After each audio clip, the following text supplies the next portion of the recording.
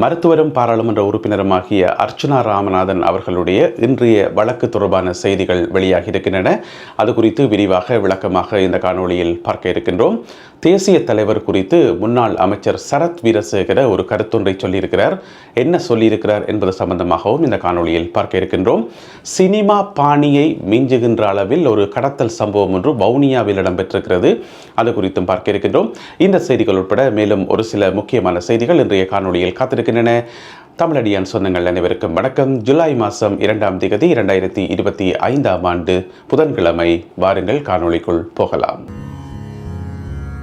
மருத்துவரும் பாராளுமன்ற உறுப்பினருமாகிய அர்ச்சுனா ராமநாதன் அவர்களுடைய பதவி, பாராளுமன்ற உறுப்பினர் பதவி தொடர்ந்து நீடிக்குமா இல்லையா என்பது சம்பந்தமான வழக்கு இன்று விசாரணைக்கு எடுத்துக்கொள்ளப்பட்டது. இன்றைய வழக்கு விசாரணையில் பெரும்பாலும் எதிர்பார்க்கப்பட்டது இதுதான் இறுதி தவணை என்று சொல்லியும், நீதிமன்றம் ஒரு மிக முக்கியமான முடிவொன்றை எடுக்கப் போது என்று சொல்லியும் சில நாட்களுக்கு முதல் ஒரு சில பத்திரிகைகள் செய்திகள் எல்லாம் போட்டு ஆசிரியர் தலையங்கம் எல்லாம் எழுதி, அதுக்கு பிறகு அர்ச்சுனாவினுடைய வாழ்க்கை எப்படி போகும், என்ன நடக்கும் என்று சொல்லி ஆருடம் கூறுன்னு சொல்லுவோம் தானே, அதே மாதிரி ஆருடம் எல்லாம் கூறி பெரிய பெரிய செய்திகள் எல்லாம் போட்டிருந்தது. ஆனால் இன்றைக்கு வழக்கில் நீதிமன்றம் எதிர்பார்த்த மாதிரி அப்படி ஒரு அதிரடியான முடிவும் எடுக்கல. அது மட்டும் இல்லாமல் இந்த எதிர்த்தரப்பு சட்டத்தரணிகள் இருக்கிறது தானே, அவையில் போன முறையும் கோரிக்கை வச்சவை, இன்றைக்கும் கோரிக்கை வச்சவை என்னென்று சொன்னால், நீங்கள் அவரை பதவியிலிருந்து நீக்காட்டியும் பரவாயில்ல, இடைக்கால தடையை வழங்குங்க. முதல்ல பாராளுமன்ற உறுப்பினராக உடனடியாக அவர் பதவியிலிருந்து தூக்கி எறியணும், இப்பயே இருக்கக்கூடாது என்று சொல்லி அவ்வளோ ஆசை. அப்போ இடைக்கால தடை கேட்டது. ஆனால் அந்த இடைக்கால தடையை நீதிமன்றம் இன்றைக்கு வழங்கியல் என்று சொல்லி செய்திகள் வந்திருக்குது. மருத்துவரும் பாராளுமன்ற உறுப்பினருமாகிய அர்ச்சுனா ராமநாதன் அவர்கள் அதனை உறுதிப்படுத்தி இருக்கின்றார். எனவே இப்பவும் அவர் பாராளுமன்ற உறுப்பினர் தான். அவருடைய பதவி பறிக்கப்படவும் இல்லை, இடைக்கால தடை வழங்கப்படவும் இல்லை. இதுக்கிடையில் பார்த்தீங்கன்னு சொன்னால் அந்த ஆசிரியர் தலையங்கம் எல்லாம் ஒரு சில பத்திரிகைகள் எழுதி மிகவும் சந்தோஷமாக இருந்தார்கள். அதாவது இந்தியோட பதவி போகுது, இதுக்கு பிறகு அவர் பாராளுமன்ற உறுப்பினர் பதவி வகிக்க முடியாது, அது மட்டும் இல்லாமல் நடைபெற இருக்கிற மாகாண சபை தேர்தலில் கூட அவர் போட்டி போட முடியாது, இதோட ராமநாதன் அர்ச்சுனா அவர்களுடைய அரசியல் வாழ்க்கையே முடிஞ்சு போச்சு என்று சொல்லி சந்தோஷமாக ஆசிரியர் தலையங்கம் எல்லாம் போட்டவே. இப்போ என்ன செய்ய போயிடும் என்று தெரியல. எனவே டாக்டர் அர்ச்சுனா மீண்டும் வெற்றி பெற்றிருக்கின்றார். வழக்கு அடுத்த தவணைக்காக மீண்டும் ஒத்தி வைக்கப்பட்டிருக்கிறது. என்னென்றா இந்த மாதிரியான வழக்குகள் நீண்ட காலத்துக்கு இழுபடும். இப்போ எடுத்தோம் கவிழ்த்தோம் என்று சொல்லி யாரும் முடிவெடுக்கிறீர்கள். என்னென்னு சொன்னால் இது என்ன கிரிமினல் குற்றமா அல்லது ஏதாவது பெரிய கொலை கேஸா? இல்லை தானே, இது சாதாரண ஒரு வழக்கு தானே. எனவே இந்த வழக்கு இன்னும் நீண்ட காலத்துக்கு இழுபடும் என்று சொல்லி சொல்லப்படுகிறது. அப்போ டாக்டர் சொல்லியிருக்கார், ஒன்றுக்குமே கவலைப்படாதீங்கோ, பாராளுமன்ற உறுப்பினர் நான் தான், அதோட வர இருக்கிற மாகாண சபை தேர்தலையும் நான் போட்டி போடுவேன், எல்லாத்தையும் ஒரு கை பார்க்கலாம் என்று சொல்லி டாக்டர் சொல்லியிருக்கார். இதில் வழக்கு போட்டவர் யார் என்று பார்த்தீங்கன்னு சொன்னால் ஒசாலா ஹேரத் என்று சொல்லப்படுற ஒரு ஆள், ஒரு சமூக செயல்பாட்டாளர் என்று சொல்லப்படுது. எங்கள் எல்லாருக்குமே வடிவாக தெரியும், அவராக போட்டிருக்க மாட்டார், பின்னால் இருந்தாரா சொல்லி இவருக்கும் வழக்கு போடுங்க, நாங்கள் எல்லாம் பார்த்துக்கொள்கிறோம், வார போகிற செலவு எல்லாத்தையும் நாங்கள் பார்த்துக்கொள்கிறோம், தேவையான எல்லாத்தையும் நாங்கள் கவனித்து வரோம், நீங்களே வழக்க போடுங்கன்னு சொல்லி சில சொல்லியிருக்கலாம். இப்படியான கதைகள் அரசல் புரசலாக அடிபடுது. அதுக்காக அந்த சமூக செயல்பாட்டாளருடைய நேர்மையை குறைச்சி மதிப்பிட அப்படி என்று இல்லை, அவர் நேர்மையான சமூக செயல்பாட்டாளராக இருக்கலாம். இருந்தாலும் பின்னுக்கு இருந்து சில பேர் செயல்பட்டதும் ஒத்தாசையாக இருந்ததும் மறுக்க முடியாத உண்மையாகும். இந்த வழக்கு மீண்டும் ஒத்திவைக்கப்பட்டுள்ளது.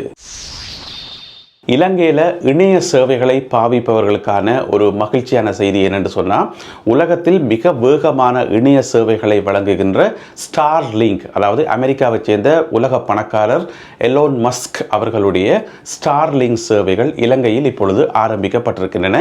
இதனை உத்தியோகபூர்வமாக எலோன் மஸ்க் அவர்கள் தன்னுடைய எக்ஸ் வலைத்தளத்தில் உறுதிப்படுத்தி இருக்கின்றார்.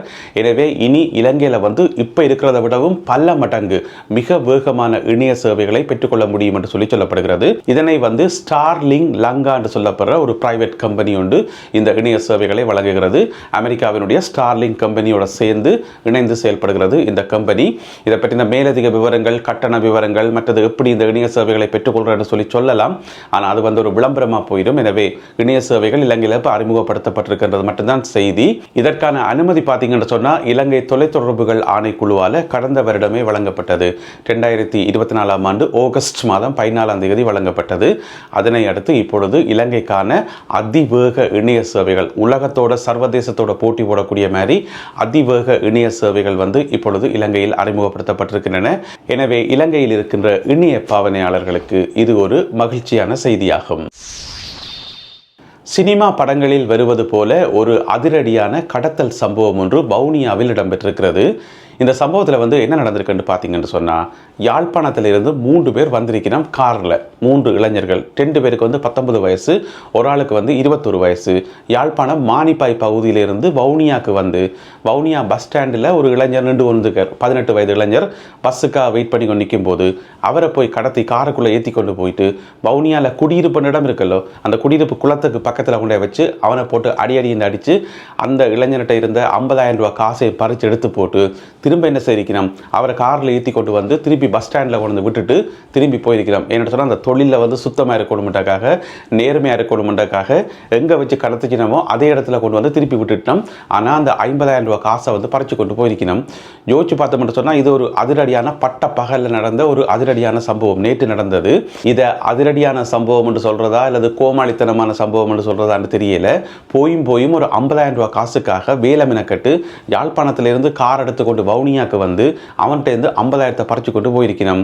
எனவே இந்த காரை வச்சுக்கொண்டும் இவன் உருவங்களை வச்சுக்கொண்டும் அங்கே இருக்கக்கூடிய சிசிடிவி காட்சியில் வச்சுக்கொண்டும் பெரும்பாலும் இந்த காணொலியை நீங்கள் பார்க்குற நேரத்திலே வந்து அவர்கள் கைது செய்யப்படுவார்கள். கைது செய்து உள்ளுக்கான் இருக்க போயிடும். இதுக்கே இவ்வளோ தேவையில்லாத கட்டாயம் கைது செய்யப்படுவார்கள். நீங்கள் பாருங்க, அந்த கைது செய்யப்பட்ட செய்தி வந்து கட்டாயம் பெறும்.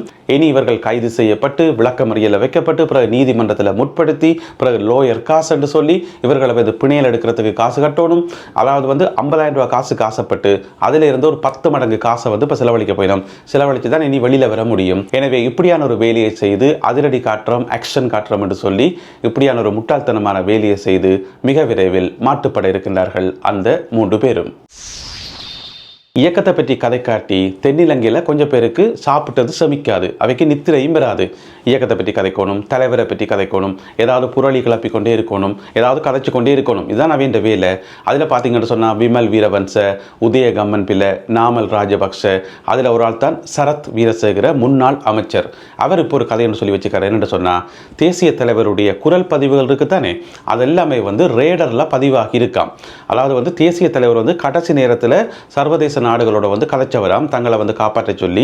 எனவே எந்தெந்த நாடுகளோட கலைச்சவர், என்னென்னலாம் கலைச்சவர் என்று சொல்லி சகல ஒலிப்பதிவுகளும், அதாவது கடைசி நிமிடத்துக்கு அரை மணி நேரத்துக்கு முதல் வரைக்கும் பார்த்தீங்கன்னு சொன்னால் சகல ஒலிப்பதிவுகளும் வந்து ரேடரில் பதிவு செய்யப்பட்டிருக்காம். தேசிய தலைவர் கடைசியாக கலைச்ச சகல ஒலிப்பதிவுகளும் தங்கள்கிட்ட இருக்குன்னு சொல்லி வச்சுக்கார் முன்னாள் அமைச்சர் சரத் வீரசேகர. நீங்கள் கேட்பீங்க இதெல்லாம் ஒரு செய்தி என்று வந்து சொல்லி கொண்டிருக்கிறேன் என்று சொல்லி. ஆனால் ஒன்றும் செய்ய முடியாது. முன்னாள் அமைச்சர் என்ன, ஒரு நாட்டினுடைய முன்னாள் அமைச்சர், அந்தாலே சொல்லி வச்சிருக்கிற ஒரு வெக்கம் இல்லாமல்.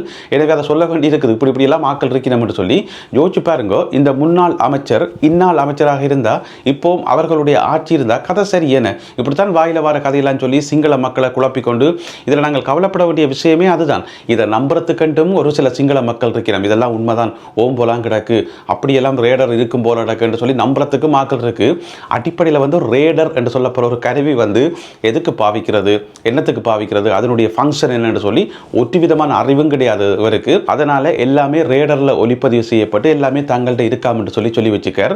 இந்த கதையை கேட்கக்குள்ள எனக்கு ஒரு சம்பவம் ஒன்று ஞாபகம் வருது. உங்களுக்கு ஞாபகம் இருக்கோ தெரியாது, கொஞ்சம் காலத்துக்கு முதல் இந்த நீயா நானான்ற ஒரு நிகழ்ச்சி இருக்குத்தானே, அதில் வந்து அந்த வித்தியாசமான ஆக்கள், பொய் சொல்கிற ஆக்கள், வித்தியாசமாக கதைக்கிற ஆக்களை கூட்டிக் கொள்வது ஒரு நிகழ்ச்சி ஒன்று நடந்தது. அதில் வந்து ஒருத்தர் வந்து சொன்னவர் என்னென்னா, பிரபலமான சினிமா பாடல் எல்லாம் வந்து தான் எழுதின பாட்டு தானாம். தான் வந்து தங்களோட வீட்டில் இருக்கிற ஆலமரத்துக்கள் எழுதின பாட்டை வந்து சட்டலைட்டை விட்டு அதை தன்னை கண்காணித்து தன்னை ஃபாலோ பண்ணி அந்த பாட்டை அந்த டியூன் எல்லாத்தையும் வந்து கொப்பி அடித்து ஏஆர் ரஹ்மான், இளையராஜா எல்லாம் வந்து அந்த பாட்டை போட்டதாம் என்று சொல்லி ஒரு கதையை சொல்லி அந்த வீடியோ வந்து சமூக வலைத்தளங்களில் பயங்கரமாக வைரலாகி, என்ன இந்த மனுஷன் இப்படி கதைக்குது, பச்சை போய் வந்து இப்படி சொல்லுதுன்னு சொல்லி அதுக்கு சில பாட்டுகளை உதாரணம் சொல்லி இந்த பாட்டெல்லாம் நான் தான் எழுதினான். ஒரு நாள் பின்னேரம் ஆலமரத்துக்குலேருந்து எழுதும்போது சட்டலைட்டை விட்டு ஏஆர் ரஹ்மான் ரெக்கார்ட் பண்ணி அதை பயன்படுத்தி போட்டார். எனவே எனக்கு காப்பிரைட்ஸ் காசு எனக்கு தரணும் என்று சொல்லி பகிரங்கமாக ஒரு டிவி ஷோவில் வந்து ஒரு ஆள் சொல்லுது. சரி, அந்த எல்லாம் ஏதோ பாவம் அப்படி சொல்லுதுன்னு பார்த்தா இவர் வந்து முன்னாள் அமைச்சர், இலங்கையினுடைய முன்னாள் அமைச்சர், ரேடரில் ஒளிப்பதிவு செய்தாம் என்று சொல்லி வச்சுக்கார். எனவே ஒன்றுமே செய்ய முடியாது. செம்மணி புதைகுழி சம்பந்தமாக இலங்கையிலிருந்து வெளிவருகின்ற ஆங்கில ஊடகங்களில் செய்திகள் வெளியிடப்படுவதில்லை, அவை வந்து இருட்டடிப்பு செய்யப்படுகின்றன என்று சொல்லி சில நாட்களுக்கு முதல் நாங்கள் இந்த சுட்டி காட்டியிருந்த நாங்கள் இப்போ பார்த்தீங்கன்னு சொன்னால் ஒரு சில ஆங்கில ஊடகங்கள் தொடர்ச்சியாக செய்திகளை வெளியிட ஆரம்பித்திருக்கிறார்கள்.